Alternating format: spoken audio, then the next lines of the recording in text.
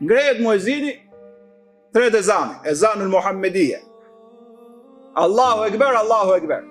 Kaq të kishim kuptuar si musliman, mjafton që do thotë Zoti është më i madhi. Pra leku që ka i vogël. Se ti e shet fen, shet dignitetin, shet integritetin për këto gjëra.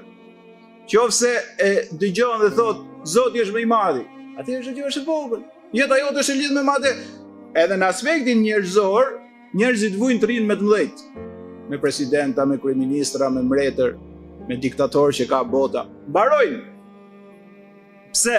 Se ka kuptu pra fjalën Zoti është më i madhi. Se po ta kishë kuptu, do thotë kushdo që është i është i vogël, sot është nesër vdes. Sot është me shëndet, nesër smuret. Sot është me mend, nesër çmendet.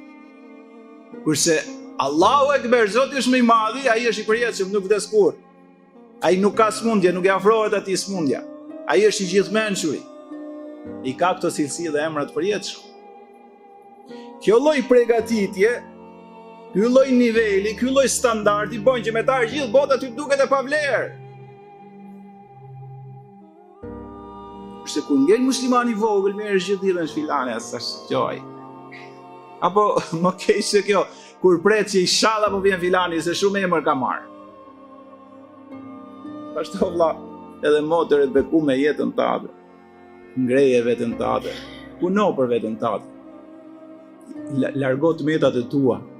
Hasan el Basri ka qenë dietar shumë i madh, tha, pash njerëz të formum. Po çfarë bën? Fillon të humor me të metat e tjerë, filani kështu, ky s'bën. Ky ka shumë të meta. E tha i pash që ato që ishin të formum u bën me të meta, të humor me tjerë të harun veten.